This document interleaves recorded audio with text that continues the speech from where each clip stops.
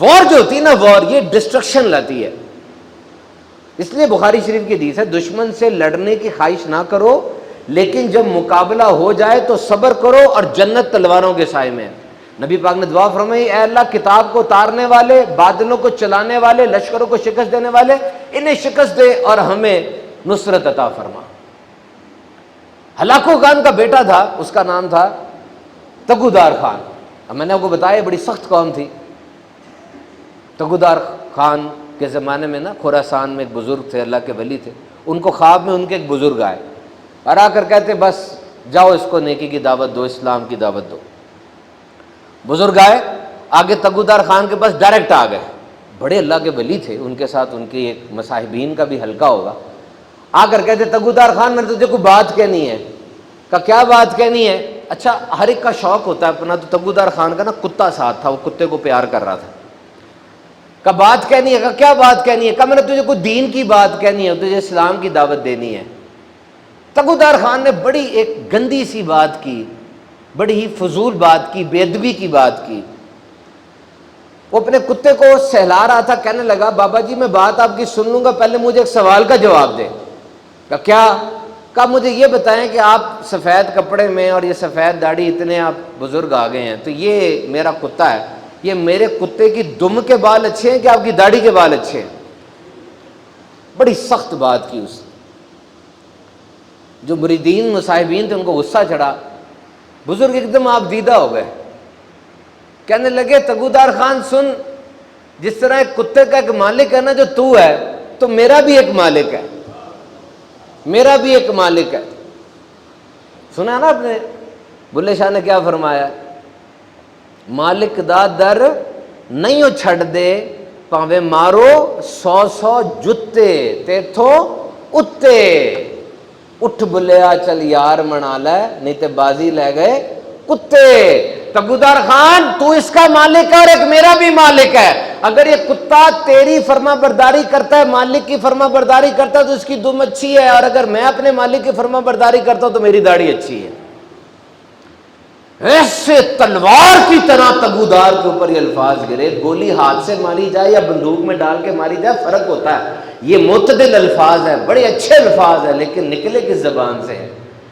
اس کا غرور ٹوٹ گیا. 15 دن بزرگ وہاں پہ رہے اور 15 دن کے بعد تگودار خان اسلام قبول کر لیتا ہے. ساری تاتاری قوم اسلام قبول کر لیتی ہے. تو یاد رکھو تبلیغ دین کی بات ہو تو یہ دونوں فرنٹس چل رہے ہوتے ہیں. جب آپ نے کہا نا نبی پاک صلی اللہ علیہ وسلم آخری نبی ہیں، یہ ہمارا عقیدہ ہے. جس طرح توحید کا عقیدہ ہے نا، اسی طرح کا یہ عقیدہ ہے، اسی گروپ میں آتا ہے. کہہ تو آپ نے دیا، لیکن کتنی بڑی ذمہ داری آپ کے اوپر اب آ رہی ہے کہ آپ نے نبی پاک کی بات کو آگے پہنچانا ہے. اور کس انداز سے پہنچانا ہے، کتنے سنبھال کے پہنچانا ہے. جس طرح بندہ قرضہ مانگنے آتا ہے، دیکھا اس کو پہلے فون کرتا ہے، بتاتا نہیں فون پہ، کہتا آپ سے ملنا ہے، آ جاؤ 1 بجے. جی میں 1:45 آ جاؤں گا. پھر آ کے منتیں کر رہا ہوتا ہے. اپنی بات ہو تو کیسے لفاظ بنا لیتے ہو، تو اللہ رسول کے لیے کسی کو قائل کرنا ہو تو کیسے طنز کر کے اس کو نماز کا کہتے ہو. نیکی کی دعوت دیتے ہوئے کیا ہارڈ انداز ہوتا ہے. وہ کہتا پھر ٹھیک ہے جا. You must take care on that. اور آج کے زمانے میں انسان جب دیکھتا ہے دنیا موبائل پر آ گئی ہے، اور بڑا ضروری ہے کہ ہمیں نیکی کی دعوت کو آگے پہنچانے کا غور ہو. آپ کو پتہ ہے 75% پوسٹیں جو آپ آگے پہنچا رہے ہیں وہ ساری غلط ہیں، رانگ ہے، وہ بے احتیاطی ہے، وہ غلط خبریں ہیں، وہ لوگوں میں ہراسمنٹ پھیلا رہی ہے. آج میں اہم ترین کام کر رہا ہوں نا، تحقیق بتاتی ہے کہ ساتھ موبائل پڑا ہو نا، اہم ترین کام کر رہا ہوں، موبائل سے گھنٹی بولے گی، نوٹیفیکیشن آئے گی، میں اہم ترین کام چھوڑ کے موبائل پہ آ جاؤں گا. اور اگر میں کام کر رہا ہوں، موبائل پڑا ہے، کچھ دیر تک گھنٹی نہیں بولتی، میں تب بھی موبائل پر آؤں گا کہ گھنٹی کیوں نہیں بول رہی، خیریت تو ہے، بیٹری تو نہیں سی ختم ہو گئی. تحقیق ہے یہ. It is a one stop shop. ہر کچھ اس دکان سے مل رہا ہے مجھے. انٹرٹینمنٹ بھی مل رہی ہے، اسکیپ بھی مل رہا ہے، کیور بھی مل رہی ہے، سولوشن بھی مل رہے ہیں. 25 سال ہو گئے آج مجھے اسمارٹ فون کے ساتھ. مجھے اسٹاک ٹیکنگ لینی ہے، کیا کھویا کیا پایا. بہت کچھ پایا، انفارمیشن ملی، سائنس پھیل گئی، فاصلے سمٹ گئے، جدت آ گئی، لیکن کھویا بھی، انٹرپشن بہت زیادہ ہے. آخری دفعہ جب دوست کے ساتھ آپ بیٹھے، فیملی کے ساتھ بیٹھے، ڈنر پہ بیٹھے، کتنی بار آپ نے موبائل دیکھا. ہیومن کنیکشنز آر ڈائلیوٹڈ، کمزور پڑ رہے ہیں. اور اب میری بات آخری غور سے سن لو. یہ سوشل میڈیا یہ شہرت کا اور پیسے کا ایک جنون پیدا کر دیتا ہے. انسان کہتا ہے پوری دنیا میں چھا جاؤں, میری شہرت ہو جائے. اور جب یہ نشہ لگ جاتا ہے وہ چور دروازے ڈھونڈتا ہے. اور اب یہ لالچی قسم کے لوگ سنہرے مستقبل کا لالچ دے کر, یہ لوگ جو بھیڑیوں کی طرح عزت کو تار تار کر دینے والے ہیں, یہ گندی دکانیں لے کر بیٹھے ہیں سوشل میڈیا پر, یہ ایسا چکر چلاتے ہیں کہ نوجوان اندھا اور بہرا ہو جاتا ہے. یہ ایسا ایک پورٹرے کرتے ہیں کیا کہ اسلام اور تمہارے ماں باپ یہ ترقی کی راہ میں رکاوٹ ہے. بنیاد پرستی, پرانے خیالات کی بات کریں گے اور جدید تقاضوں کی بات کر کے ہمیں سکھائیں گے, تو کیا ہوتا ہے؟ رشتے ٹوٹ جاتے ہیں, تعلق کمزور پڑ جاتے ہیں.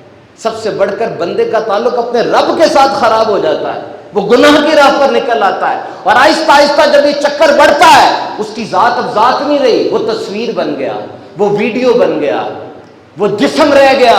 ساری دنیا اس کی زندگی میں انہی چیزوں سے غرض ہے اس کو بس. اور جب وہ مر جائے گا, دنیا سے چلا جائے گا, اب بھی اس کی انہی باتوں کے اوپر گیم کی جائے گی. خدا را آنکھیں کھولو, دیکھو دنیا میں کیا ہو رہا ہے. دنیا زندگی صرف فیس بک کے فرینڈز, انسٹاگرام کے فالوورز اور ٹویٹر کی ٹویٹ نہیں ہے.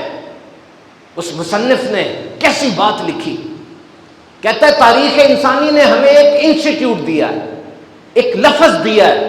کتنا پیارا لفظ ہے, میں بولوں گا, اور وہ لفظ ہے فیملی, خاندان. اس میں محبت ہوتی ہے, اس میں ناراضگی ہوتی ہے, اس میں کوئی رس جاتا ہے اس کو منایا جاتا ہے, اس میں ایک پیار ہوتا ہے, اس میں ایک بھرم ہوتا ہے. کدھر کی فیملی؟ مصنف کے الفاظ نے میرا سینہ چیر دیا.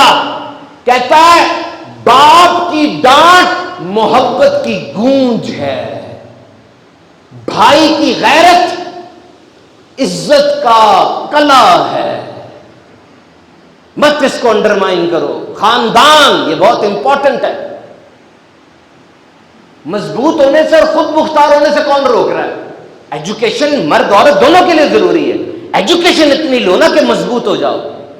وہ بزرگان دین جو پرنٹنگ پریس بننے سے پہلے کے بزرگان دین ہیں, آج کتنے مقبول ہیں. وہ مشہور ہونے کے لیے یہ سہارے کیوں ڈھونڈتے ہو؟ یاد رکھنا یہ ماں باپ ہیں جو لمحہ لمحہ کال کرتے ہیں کہ کدھر ہو بیٹا, کدھر ہو, کھانا کھایا کہ نہیں. ماں باپ کے علاوہ کوئی نہیں پوچھتا. زندہ ہو کے چلے گئے کون پوچھتا بتاؤ؟ اور میں غلط نہیں کہہ رہا, باقی کوئی نہیں پوچھتا. کیوں؟ اس کے اپنے خاندان والے ہیں, اس کی اپنی مصروفیات ہیں, وہ کیوں پوچھے آپ کو؟ خدا را ایسی دوستیاں رکھو جو تمہارے جانے پر آنسو تو بہائیں. یار تمہارے جانے پر فاتحہ تو پڑھیں.